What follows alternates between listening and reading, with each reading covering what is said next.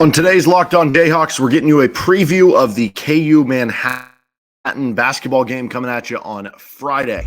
You are Locked On Jayhawks, your daily podcast on the Kansas Jayhawks, part of the Locked On Podcast Network, your team every day.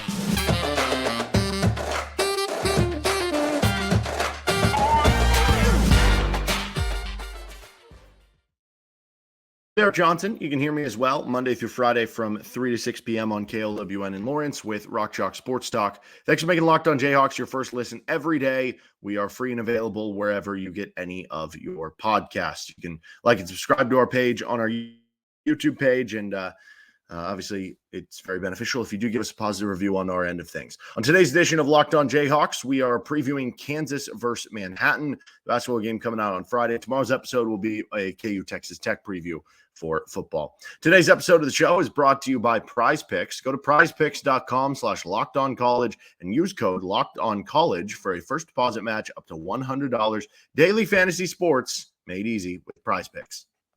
So Kansas comes in at 1-0 against Manhattan. Manhattan comes in at 1-0 on the season. Obviously, KU blew out North Carolina Central 99-56. Manhattan won 61-59, a close game against Bryant.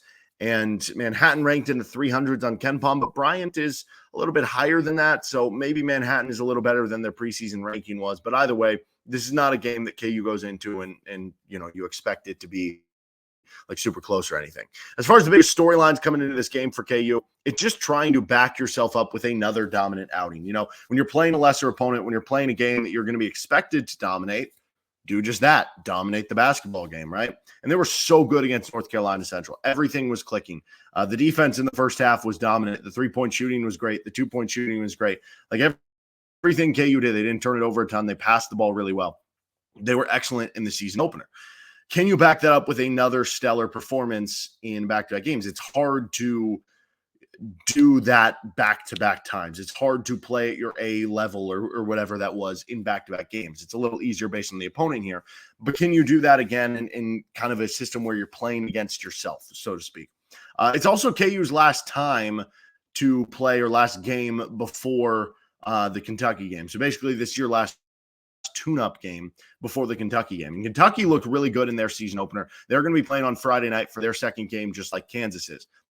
Their first game, they were playing New Mexico State, and that's a New Mexico State program that has certainly been one of the better teams in the WAC consistently. Now, Chris Jans, who really built that up when they were really rolling over the past couple, or past decade until the last couple of years, is now at Mississippi State, and so that's no longer the guy. So it is a little bit different than New Mexico State now. They're ranked close to 200 on KenPom now, so I don't know, maybe they're just not very good, but that was a game Kentucky was like a 15-point favorite, 14-point favorite in, and they won by 40. So that grabs your attention that maybe things are clicking early on for some of the young players, where it doesn't always work that way. Sometimes when you have a younger team, which they typically do, and they do again this year, things are going to take longer to click. Well, it didn't take them long to click in that first game against New Mexico State. So for KU, this is your final tune-up. Work on anything you need to, whether it's running sets, whether it's how you want to defend things, whether it's just feeling like you're headed in the right place with the arrow pointed up with momentum and three-point shooting and some of the little things before you do get into that Champions Classic game against Kentucky, which should be a really good matchup. The other big storyline here, who's going to start at the 2 for KU? So in the 3 Puerto Rico games, we saw 3 different starting 2 guards for KU. In the 2 exhibition games with Illinois and Fort Hays State, we saw Timberlake start one, Elmarko start the other one. Game 1 of the season, we saw Elmarko Jackson start. We heard from Bill Self after the game against North Carolina Central that he said, right now there's 2 options to be that 5th starter, Nick Timberlake and Elmarko Jackson. He said Johnny Furphy, even though he's also said in a couple different other comments about Furphy getting more playing time, that he could have played more in the last game, and he was impressed with how he played and everything. Because Johnny Furphy missed about 3 weeks with the shin splints, it kind of precludes him from being a starter, that he's still catching up to some stuff, and that it is those 2 guys with Elmarko Jackson and Nick Timberlake. And so it's probably going to be one of those 2 as well. Now, when Bill Self said that doesn't preclude Johnny Furphy from ever starting.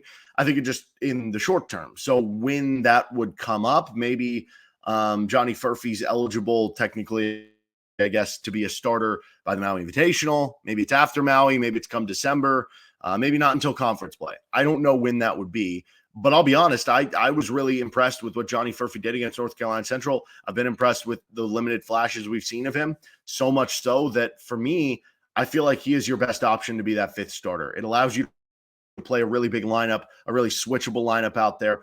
He's a good connective piece. We saw a really good entry pass to KJ Adams. We saw him hitting three balls. I feel like Elmarko Jackson has the highest ceiling to be a star player. Nick Timberlake has your best chance to be your best shooter. But I think Johnny Furphy has the best chance to be a connective piece. And on this team where you already have three returning starters in Hunter Dickinson, you kind of just want that fifth guy to be your connective piece. Now, at the end of the day, it doesn't really matter much, right? Because Elmarko Jackson, Nick Timberlake, Johnny Furphy, doesn't matter which one starts. All of them are going to play 15, 20, 25 minutes in a given game. And whoever has the hottest hand that game, whoever is having the best game, is going to be the one that probably finishes the game. And that's what really matters most, finishing the game and who's playing the most minutes, right? So from that standpoint, it doesn't really matter much, but it is kind of interesting fodder. And it does lead to, okay, theoretically, if you are the starter, the fifth starter, that means you have the slight edge up at being thought of as the guy who's going to finish out the game and being thought of as the guy who's going to play the most minutes, or you have the slight edge up going into that specific game to do those things, even if it doesn't always necessarily correlate that way. So we'll see if it's Timberlake. We'll see if it's Elmarko Jackson. We've seen the rotation so far. Maybe that makes you think it'll be Timberlake this game, and then Bill Self will settle on which guy he thinks has done the best in their role for the Kentucky game. But I guess it wouldn't be surprising if it's Elmarko again either. Will Jamari McDow get his first action of the season? Becomes a storyline in this one. He missed the last game with injury, and sounds like he's working back into practice. We'll see if he's able to get on the court. Not somebody who they're going to be expecting to play a huge role. I think it was on Hawk Talk the other night that Bill Self said, we don't know how much he's going to be someone who's playing night in and night out, but he's certainly somebody that they value at a very high level for a long-term perspective. So he'll be more so, I think, of a spot minute guy, minus injury happening to certain areas where it's like, okay, we need Jamari McDowell to play a few more minutes in this game. For the most part, it'll be spot minutes and more of a program long-term player that could make a nice impact for KU. But this is a perfect game to get those spot minutes in a game that you should blow them out, and maybe you can see Jamari McDowell for the first time in a real Kansas basketball game. As far as the Manhattan scouting report, they ranked 324th on KenPom. Like I said, they did beat Bryant, and Bryant is 241st. So maybe Manhattan is a little bit better than their 324 ranking. North Carolina Central came into that game, I think 306, 309, somewhere in that range when KU played them. So maybe you could argue Manhattan actually is better than North Carolina Central. I don't know. Last season, Manhattan was 12-18 out of the MAC, the Metro Atlantic Athletic Conference. I don't know, MAAC, the two-way MAC. They were really good at getting steals and forcing turnovers. They were pretty good at two-point defense a year ago. They also struggled on the glass at both ends, offensive and defensive rebounding. They turned it over a ton. They didn't really shoot well from any level, two-point shooting, free throw shooting, three-point shooting from last year. But they've got a lot of new faces on this year's team, similar to North Carolina Central. It's not quite as drastic where NC Central brought in 11 new players. They have over a handful of players coming in. It's not quite that much. They do have a new coach, does Manhattan, from last year, John Gallagher. He was the head coach now after, or I guess last year was kind of odd for Manhattan. They're their head coach who wanted a contract extension. I don't know if it's over that or something else, the contract dispute, whatever. He gets fired like 2 weeks before the start of the season. They had an interim head coach. He took over for the year last year. Now Gallagher takes over this year. Gallagher was the previous head coach at Hartford, who was a team who made the tournament a couple years ago, and then decided they were going to be moving down from Division I basketball. So he left along with one of his good players from Hartford to come over to Manhattan. But they lost Ant Nelson, who scored 15 points per game. Josh Roberts scored over 12 points per game. Samir Stewart, about 12 points per game. And Nick Brennan scored about 9 points per game. All of those guys gone off the team. So that's about 48 points per game that you're losing from all those players from last year's team to Manhattan. They added 6 transfers to the roster. Most notably, you have Brett Rumpel, who is a St. Bonaventure transfer. He had 10 points in the opener for Manhattan. Daniel Rusin, who is a Weber State transfer. He had 14 points in game 1. And Briggs McLean is the Hartford transfer. He averaged 14.5 points per game at Hartford, came along with John Gallagher from Hartford, but he only did play 9 minutes in the season opener. So I don't know what's necessarily that's about, if he was dealing with an injury or if maybe he just lost out battle to other guys. But overall, this is kind of another one of those games that classifies as it shouldn't really matter, the scouting report on this other team, because you are just the superior competition. You have the superior athletes, the superior players. Go out there and dominate, and Kansas should have that opportunity to do just that. All right, we're going to continue on with our matchups of the game and players to watch here with Locked On Jayhawks.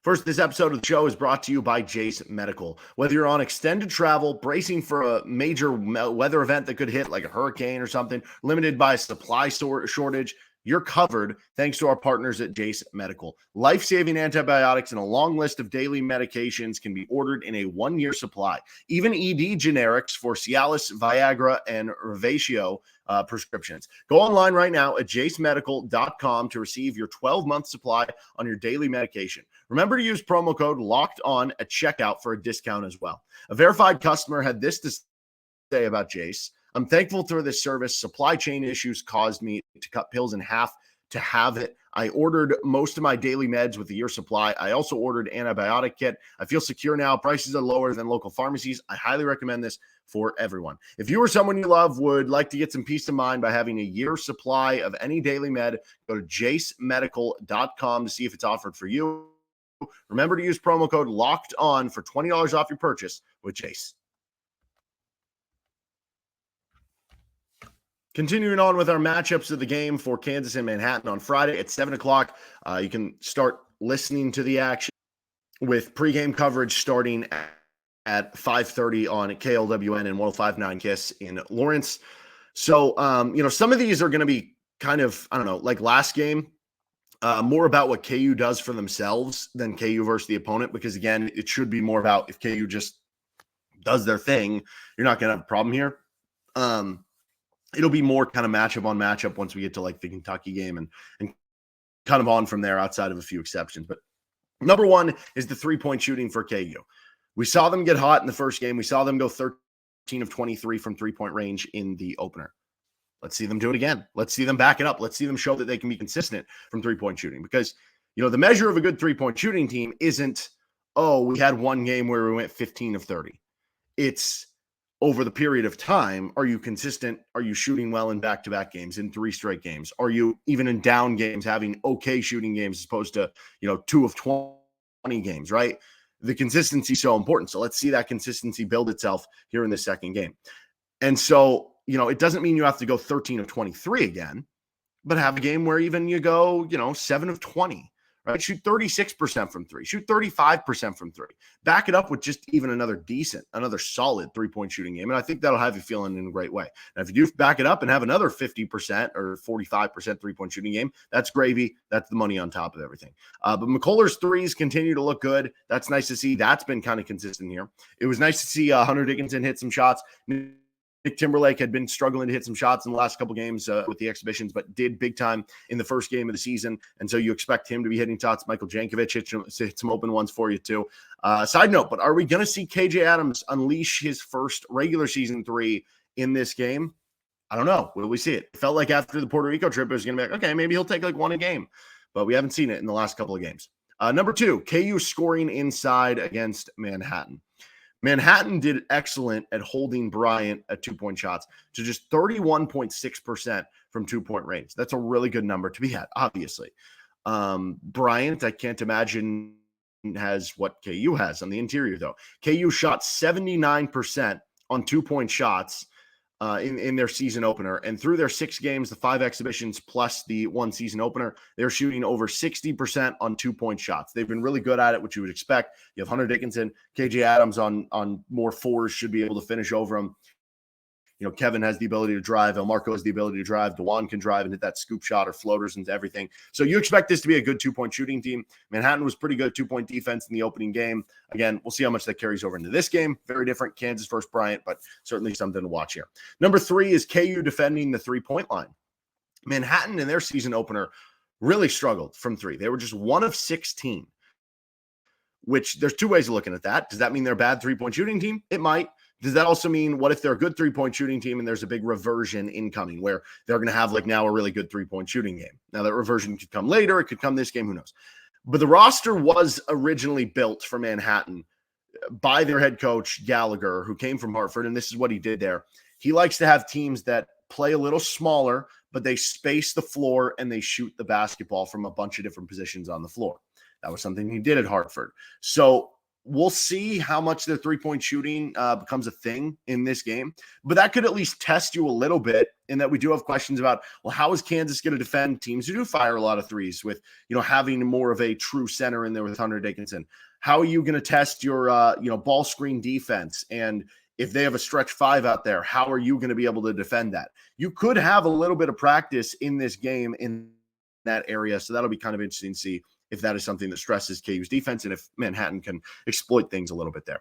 And number 4 here, KU passing and ball handling against the Manhattan pressure/turnover defense. Now, with North Carolina Central, they were thrown out like full court man-to-man press at different times, and KU was able to easily overcome that.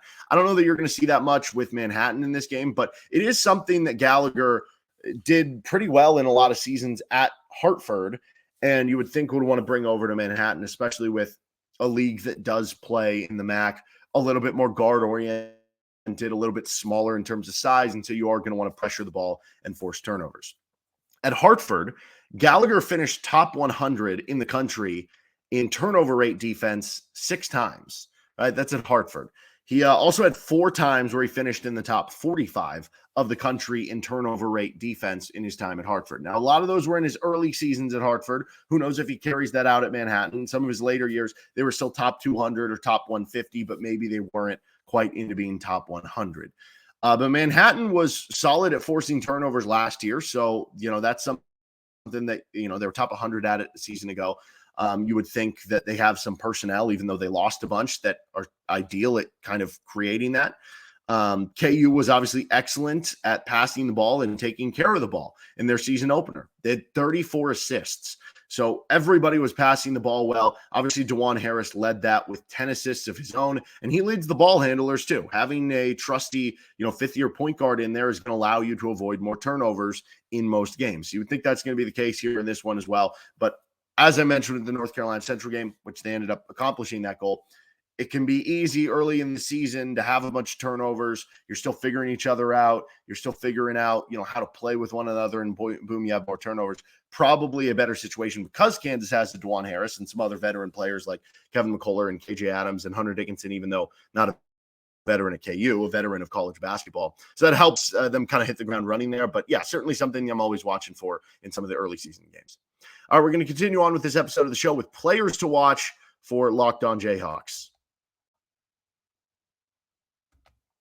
This episode is brought to you by PrizePicks. You can test your skills on PrizePicks this football season, basketball season, in the most exciting ways to play daily fantasy sports. If you have the skills, you can turn $10 into $250 with just a few taps. You pick between different sports, NBA, NFL, college football, college basketball, anything. You can cross-match. You can all stick to one sport. You pick between 2 to 6 players, and based on how many players you pick, the bigger the possible winnings and prize picks, and you pick more or less on a bunch of the different stats. You can go with points, rebounds, anything that you want, and you put your collection of them together, and then you can win. Go to prizepicks.com/lockedoncollege and use code LOCKEDONCollege for a first deposit match up to $100. That's prizepicks.com/lockedoncollege with code LOCKEDONCollege for a first deposit match up to $100. PrizePicks, daily fantasy sports made easy. Hawks to soar, players to watch in this one for KU basketball. Again, on tomorrow's episode, we are going to have a KU preview against Texas Tech on the football side of things. So this is your basketball preview, football preview coming up tomorrow. Offensively for KU, I'm actually going to, verbatim here what we did with North Carolina Central. And I'm not just copying for the sake of it, Hunter Dickinson. And I honestly could probably use for offense Hunter Dickinson every game because he's going to be the focal point, probably put up good numbers and everything. The reason I'm picking him again, though, specifically, Manhattan, just like North Carolina Central, just like Fort Hays State, not an overly large team. So the Manhattan centers, the 3 players that they're seeing play minutes at center right now, 6'8", 6'9", 6'7". The 4 men, the players playing 4 right now for them, and at least in their season opener, 6'7", 6'4", and 6'8". So honestly, KJ Adams might be able to bully his way inside too. But point being, Manhattan does not have a lot of size inside for you. So it's one of 2 things. Either they double team Hunter Dickinson because of the lack of size, and Hunter Dickinson's a good passer. He just had 5 assists in the opener. Maybe he has a bunch more assists in this game too. And or he probably scores at a high level in this one. So Hunter Dickinson should have another good offensive game. We could probably repeat that every game, though. Defensively, I'm also picking Dajuan Harris again. I picked him in the opener. I'm picking him again here. Freshman starting point guard for Manhattan, Jaden Winston. He was pretty good in the opener. I think he only had like one turnover. Maybe it was two. So we'll see. But anytime you have a freshman point guard coming in Allen Fieldhouse, Dajuan Harris, Big 12 Defensive Player of the Year, that's a big opportunity for him to kind of cut the head off the snake as the leader of the defense, and probably be a little bit more exotic with some of these picks once we get into like the Kentucky game and moving forward. But those are our picks for Hawks to soar and stick out, players to watch in this game as well. All right, that's going to do it for this episode of Locked On Jayhawks. You can find our show anywhere you get any of your podcasts and on our YouTube page where you can like and subscribe to the action. Thank you for tuning in to us, and we'll see you next time for our KU football preview against Texas Tech with Locked On Jayhawks.